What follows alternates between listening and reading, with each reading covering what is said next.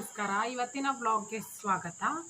ನಾನಿವತ್ತು ಮಾಡ್ತಾ ಇದ್ದೀನಿ ಒಂದೊಳ್ಳೆ ಉತ್ತಮವಾದ ಮಾತುಗಳೊಂದಿಗೆ ವ್ಲಾಗು. ಅನಿವಾರ್ಯತೆಯೇ ಅವಮಾನಗಳನ್ನು ಸಹಿಸಿಕೊಳ್ಳಲು ಕಲಿಸಿಕೊಟ್ಟಿತ್ತು ಅಲ್ವಾ. ಕೆಲವೊಂದು ಪರಿಚಯಗಳು ಪ್ರಾರಂಭದಲ್ಲಿ ಎಷ್ಟು ಸಂತೋಷವನ್ನು ಕೊಡುತ್ತೋ ಅಷ್ಟೇ ನೋವನ್ನು ಕೊನೆಯಲ್ಲಿ ಕೊಟ್ಟು ಹೋಗುತ್ತದೆ ಅಲ್ಲವೇ ಸ್ನೇಹಿತರೆ.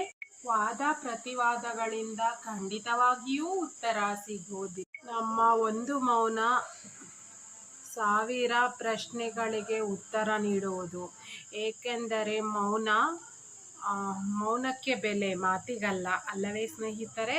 ಈ ಬುದ್ಧಿವಂತಿಕೆಯಿಂದ ಮೋಸವನ್ನು ಎಸಗಿದವರು ಕಾಲ ಬಂದಾಗ ಅತಿ ದಡ್ಡತನದಿಂದಲೇ ಮೋಸ ಹೋಗುವುದಂತೂ ಖಚಿತ ಅಲ್ಲವೇ. ಸೋಲುಗಳನ್ನು ಎದುರಿಸುವವರ ಬಳಿ ಕುಳಿತುಕೊಳ್ಳಿ, ಏಕೆಂದರೆ ಅವರ ಬಳಿ ಅನುಭವಗಳಿರುತ್ತವೆ ಹೊರತು ಅಹಂಕಾರವಲ್ಲ. ಒಮ್ಮೊಮ್ಮೆ ಪ್ರಶ್ನಿಸುವ ಅಗತ್ಯವೇ ಬೀಳುವುದಿಲ್ಲ.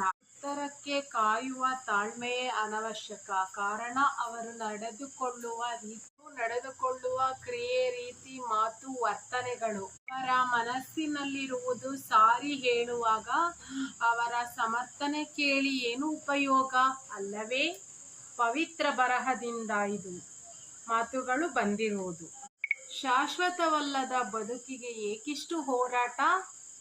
ಯಾರಿಗಾಗೋ ಬಿಟ್ಟು ಹೋಗುವ ಆಸ್ತಿ ಅಂತಸ್ತಿಗೆ ಏಕಿಷ್ಟು ಹೋರಾಟ. ತನ್ನವರಾದ ಈ ಸಂಬಂಧಗಳೊಂದಿಗೆ ಯಾಕಿಷ್ಟು ಹೋರಾಟ.